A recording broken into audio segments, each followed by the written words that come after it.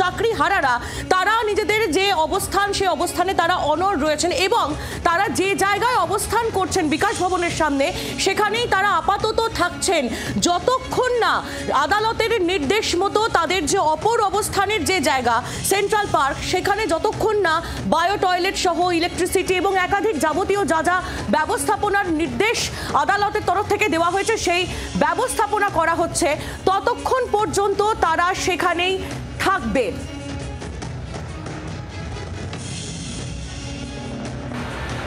যখন সমস্ত রকম সেট জল টয়লেট বা ইলেকট্রিসিটি এই ব্যবস্থাগুলো যখন কমপ্লিট হবে তখন আমরা আমাদের এখান থেকে অবস্থানটা স্থানান্তরিত করে ওখানে আমরা শিফট করব।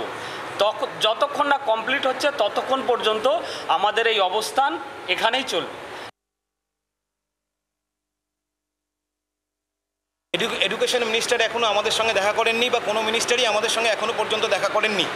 আজকে শনিবার, আমরা আগামী সোমবার অবধি দেখে নেব। আপনারা জানেন যে গত 15 তারিখে আমরা একটা বৃহত্তর আন্দোলন করেছিলাম, তারপর থেকে আমরা কিন্তু শান্তিপূর্ণ আন্দোলনই ধর্ণা দিয়ে যাচ্ছি। এখানে আমরা কিন্তু কোনো রকম আন্দোলনের কর্মসূচি রাখিনি, কিন্তু সোমবারের মধ্যে যদি আমাদের সঙ্গে সরকারের তরফ থেকে দেখা করা না হয় তাহলে সোমবারের পর আমরা কিন্তু বৃহত্তর আন্দোলনের কথা ভাবতে পারি।